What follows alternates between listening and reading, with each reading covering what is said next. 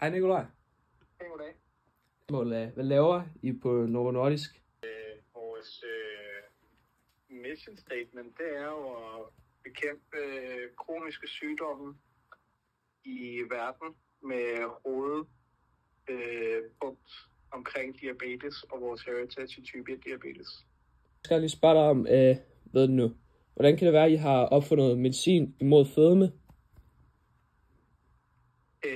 Det er fordi, vi betragter fedme som kronisk sygdom. Ja. Og så svarer du også lidt på vores tredje spørgsmål. Hvor meget skal man veje for, at det giver mening at tage medicin? Jamen, det er jo individuelt fra person til person. Ja. Lige nu er den måde, som myndigheder og forsikringsselskaber og payers, dem der hele tiden skal betale for medicinen, det er jo koblet op på BMI, men det er alle jo sådan set godt klar over ikke er den bedste måde at måle det på. Men det er, hvad vi har lige nu at gøre godt med. Så derfor så er de labels, altså det vi får i indlægssedlen, er jo baseret op på en BMI, der hedder Nord 30, eller en BMI Nord 27, men hvor du har følgesygdom af din overvægt.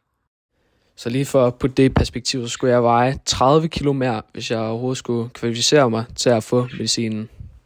Og det er sådan cirka halvdelen af min vægt oven i min vægt. Okay, ja. Så har vi et til spørgsmål. Mener Novo Nordisk, at der findes en rigtig eller forkert krop? Nej, det mener Novo Nordisk ikke. Okay, ja. Hvorfor mener I, at fedme er en sygdom? Jamen, det gør vi, fordi fedme koster samfundet utrolig meget i forhold til de følgesygdomme, som kommer efter. Jeg ved ikke, hvor meget I har fulgt med i medierne og sådan noget på det seneste, men vi har jo Wegovy, som er et medicament derude i verden lige nu imod fedme. Ja.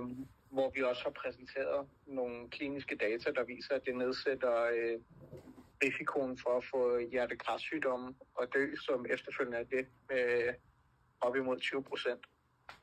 Så hvis du kigger på det på den måde, så er det jo igen for at forebygge mod de her lidt mere kradsbørstige sygdomme, som kommer på bagkanten af det. Okay. Tak for interviewet. Vi fik rigtig meget ud af det her. Så... Ja, det var da så lidt. Så det vi fik at vide fra det her interview var, at Nikolaj mener, at fedme er en sygdom. Og det er også på grund af, at fedme det er også farligt. På grund af, at der er så mange følgesygdomme til fedme. Som for eksempel hjertekarsygdom, kræft og alle sådan nogle ting. Og det er der mange, der dør af.